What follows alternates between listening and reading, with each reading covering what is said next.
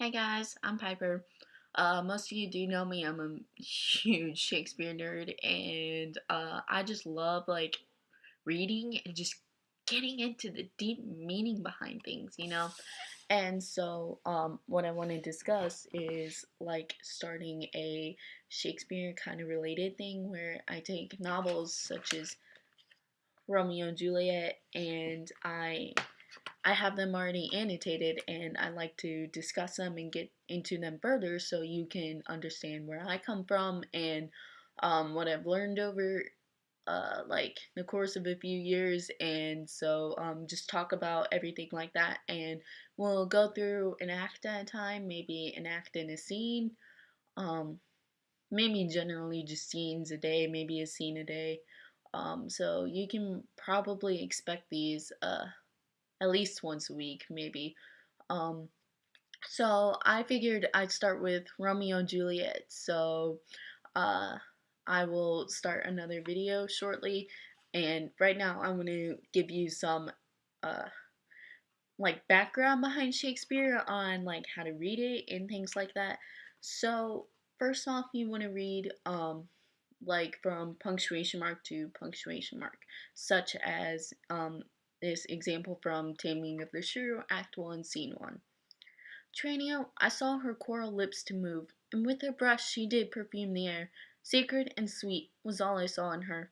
Nay then, 'tis time to stir him from his trance. I pray, awake, sir, if you love the maid, bend thoughts and wits to achieve her. They these two sentences are considered one unit of the thought. The second thought emphasizes the first. And so when you read from punctuation to punctuation, that kind of emphasizes it and makes it a whole cohesive sort of feeling. And punctuation from punctuation also helps when you're on a stage. Shakespeare is meant to be acted out and not read. That's why in a classroom setting it's so hard to understand what's going on if you don't have that background experience like I'm telling you now. Also, Shakespeare does make a lot of allusions, and it's a reference to some event, person, place, or artistic work, not directly explained or discussed by the writer. It relies on the reader's familiarity with the item referred to. So basically, it's like a way of the writer telling the reader, hey, this is a reference to something else, but I'm not specifically mentioning what the other thing is, if that makes any sense. Um, so here's an example from Romeo and Juliet, and it says, well, in that hit you miss, she'll not be hit. With Cupid's arrow, she hath Diane's wit, and in strong proof of chastity well armed.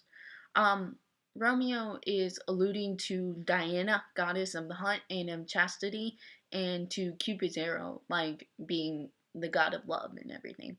And there's a lot of mythology in here too, like Greek and Roman, and I don't even know what else, mostly Greek and Roman. And I will remember to discuss those two as I am enrolled in the mythology course at Pekin High School as well. And so, alright, I think that's all. I mean, other than that, I will add little comments here and there as we discuss it and start into this novel. So here we go. Number one is Romeo and Juliet.